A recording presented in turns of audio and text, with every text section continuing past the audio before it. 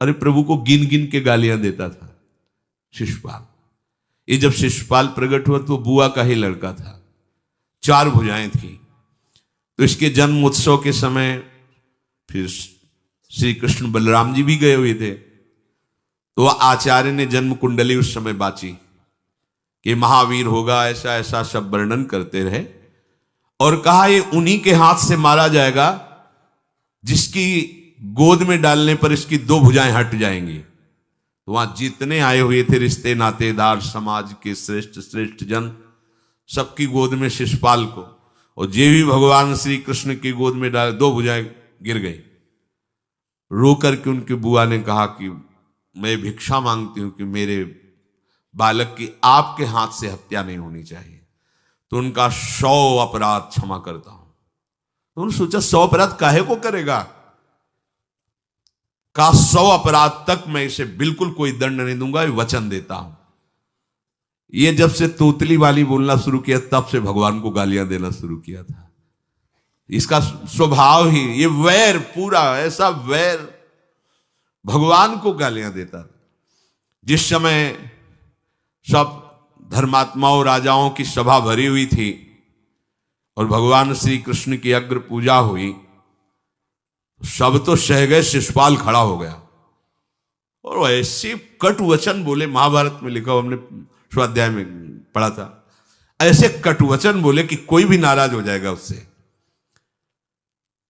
तो पहले भीमसेन खड़े हुए और कहा कि अपने बड़ों का सम्मान करना सीख, चूंकि भाई ही लगता है, जैसे कुंती बुआ ऐसे भगवान की वो बुआ का दूसरा है, ये लड़का है। सम्मान करना सीख, अगर तू ऐसे ही बोलता रहा तो यही मैं तेरा गला काट दूंगा। ऐसे कहा, बैठ जा ब्रकोदर, बहुत खाने वाला, तू क्या मेरे से लड़ेगा। भगवान ने भी इशारा कर दिया। जब देखा कि ये बोलता ही चला, भीष्म जी खड़े हुए और भीष्म जी ने कहा, मैं श्री कृष्ण के चरण आसक्ति चित्त वाला हूं, अगर अब एक भी शब्द यहां बोला इसने तो मैं किसी की नहीं सुनूंगा, इसको नष्ट कर दूंगा। और दोनों सभाओं के सर पर पैर रखता हूं, जो श्री कृष्ण का विरोध करे उसके लिए मैं पर्याप्त हूं। भगवान ने कहा, चुप रहो, शांत रहो, सबको बैठा ला। वो गिनती शुरू किए थे, 98, 99 का शिशुपाल सावधान, जो तुम्हारी माता को वचन दिया था बस एक शब्द रह गया है, आगे मुझे दोषी कोई न ठहराए। 100 तक क्षमा करने की बात कही थी। जे ही, वो तो रुकने वाला थोड़ी था, जे ही आगे बोला सुदर्शन जी के द्वारा उसका वो परम उद्धार हुआ जो बड़े बड़े ऋषि मुनियों के लिए बड़ा दुर्लभ पद कहा गया है। गोपीजनों ने सौंदर्य माधुर्य निधि भगवान को अपना कांत माना, प्रीतम माना।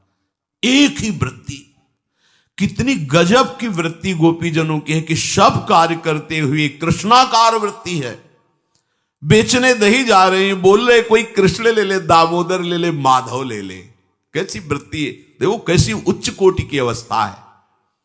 किसी भी भाव से हमारे प्रभु से जुड़ जाए तो इच्छा द्वेष द्वंद्वों से वो मुक्त हो जाए।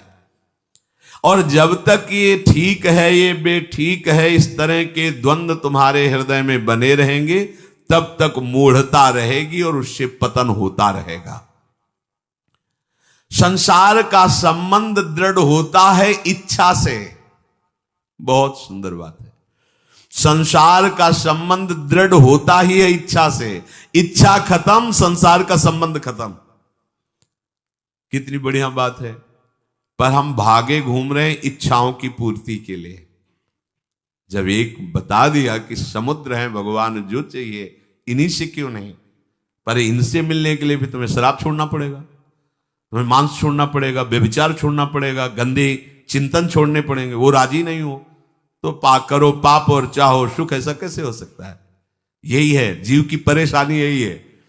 वो ये चाहते हैं कि हे संत महात्मा, हे भगवंत, हमको छूट दो, हम खूब गंदे आचरण करें और आप हमसे सेव संतरा रुपया पैसा ले लो और आप ऐसा आशीर्वाद दो कि हमारी उन्नति होती रहे, दुख न मिले, हमें सुख ही मिलता है। कभी स्वप्न में भी नहीं हो सकता।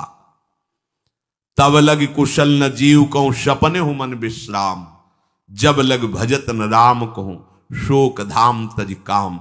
ये दुखों का खजाना काम अर्थात इच्छा, इसका त्याग करके भगवान की शरण में होकर जब तक नाम जप नहीं करोगे, स्वप्न में भी तुम्हें विश्राम नहीं मिलेगा। और नाम जप एक गंदे आचरण करने वालों के हृदय में नहीं हो सकता। नाम परम पवित्र है। ये तभी होगा जब आपका खान पान सात्विक हो, आपका वातावरण सात्विक हो, आपका बोलना उठना बैठना सब सात्विक हो, तब नाम भगवान कृपा करेंगे आपकी जिह्वा। फिर कौन सी इच्छा रह जाएगी? कौन सी इच्छा रह जाएगी? अरे आप विश्वास कीजिए, ये जितनी इच्छाएं हैं सब स्वाप्निक हैं। जब आप सच्चा विवेक धारण करेंगे तो आपसे पूछा भी जाएगा कि जबरदस्ती केवट से कह रहे ले लो, वो कह रहा आप कछुनाथ न चाहिए मोरे, नहीं चाहिए। प्रहलाद जी कह रहे हैं वरदान मांगो, हमारी आज्ञा का पालन करो, तो कह रहे हाँ आपकी आज्ञा का पालन करता हूं, हे नाथ मुझे यही वरदान दीजिए कि आपसे भी कोई इच्छा न रहे। ये वरदान मांगा कि आपसे भी कोई इच्छा। आप सोचो क्या है ऐसा भागवतिक रस कि जिसको वो मिला तो भगवान से भी कह देते। और भक्त तो बड़े विचित्र विचित्र है, वो भगवान से कहते तुम्हारी इच्छा क्या है प्यारे? बोलो हम पूर्ण करते हैं। तुम्हारी इच्छा क्या है? हमारी तो कोई इच्छा ही नहीं। आप बोलो आपकी इच्छा क्या है? आप क्या चाहते हो? मैं कैसे आपको रिझाऊं? ये जब कामना को लेकर के मनोवृत्ति का प्रवाह संसार की तरफ होता है, तब ये कामना ही हमें राग द्वेष में बांध देती है। जो महापुरुषों ने उपासना करके शास्त्र स्वाध्याय करके अनुभव किया है, उसे ध्यान से सुनो। इच्छाओं से बचने का उपाय, इच्छा ही आपके बंधन का कारण है, इच्छा ही जन्म मरण का कारण है। इच्छाओं से बचने का उपाय, कर प्रमाद मत बनो आलसी, करो सुचारु रूप से काम, अपना काम स्वयं करने में लाज बड़प्पन तजो तमाम। पहली बात, शरीरधारी को किसी दूसरे शरीर से अपने शरीर की सेवा तब तक नहीं लेनी चाहिए जब तक बीमार ना हो जाए, असमर्थ ना हो जाए, चाहे गृहस्थ में हो चाहे विरक्त में हो। ध्यान दीजिए, आप चाहे आपकी पत्नी हो, पुत्र हो, परिवार हो, आप उनके सेवक हैं। ये बहुत जगह जाना, बहुत लोगों से व्यवहार करना, ये सब भजन में बाधक बात है। समिट जाओ, अपने लाडली लाल को दुलार करो, नाम जप करो, धाम वास करो, बहुत जो है हाँ दर्शन कर आओ। नहीं, एकांत वास करो, प्रभु खुद आके दर्शन दे देंगे, मान लो विश्वास। अगर आपका भजन ठीक चल रहा है, सही मार्ग चल रहे हो, तो दर्शन वाली बात ही हट जाएगी, क्योंकि फिर वो समा जाते हैं, हृदय में समा जाते हैं, नेत्रों में समा जाते हैं, मन में समा जाते हैं। आनंद की उमगन में कभी गए आंख लड़ा ली प्रभु से, नहीं तो आंखों में ही बसे रहते। पी मूर्ति नयनन बसे तेहि रस रहाय समाय। राग रोष दुख दोष में जग सो रहे सचेत, काहू सो न करे कबो वैर भाव अरुहेत। कोई इच्छा न रखो तो तुम्हें कभी क्रोध नहीं आएगा। इच्छा राग ही द्वेष को उत्पन्न करती है। इन दोनों से सचेत रहो, ना किसी से तुम्हारा द्वेष होने पावे न राग। कभी किसी से किसी भी तरह अगर झगड़े का लड़ाई का अवसर आता है तो हाथ जोड़कर निकल जाओ, झगड़ा मत करो। उससे ये होगा कि आपकी वृत्ति बच जाएगी, नहीं तो वृत्ति द्वेष पूर्वक बार बार उसका चिंतन करेगी जब भजन में बैठोगे, और उसके प्रति अशांति जलन पैदा हो जाएगी। सब सो न्यारो होई रहे पर खारो हु नहीं होए, सबकी सब कुछ सहे नीति वो प्रभु को प्यारो होए। समझो बात, सबसे अलग रहो, किसी से अपना मन मत मिलाओ, केवल मन नाम से मिलाओ, प्रभु से मिलाओ, गुरुवाणी से मिलाओ। पर किसी का अपमान मत करो, किसी के लिए ऐसा कड़ुआ वचन मत बोलो कि उसके हृदय मंदिर में बैठे भगवान हैं, उसका हृदय दुखी हो जाए। सबकी सब कुछ सह लेता है जो कोई, वही प्रभु का प्यारा होता है। करे न जग चर्चा कबों रहे सदा चुपचाप, रही इंकित निज भजय प्रभुता को सेवै आप। जो जगत की कभी भी चर्चा नहीं करता, मौन धारण करके केवल प्रभु के चिंतन में मगन रहता है, उसका भार प्रभु ले लेते हैं, उसकी सेवा आप स्वयं करते हैं। प्रभु किसी न किसी रूप में आके उनका भरण पोषण करते हैं। पै प्रभु के रस प्रेम की निर्मल गोपन बात, कहे न काहू सो कबो सहे सकल आघात। भजन में जो तुम्हें आनंद आ रहा है, जो तुम्हें स्वप्न में कोई अनुभूतियां हो रही या प्रगट में कोई अनुभूति हो रही, कभी भी किसी से भी वो बात ना कहे, क्योंकि ऐसा कहने से तुम्हारे भजन में विघ्न पड़ जाएगा।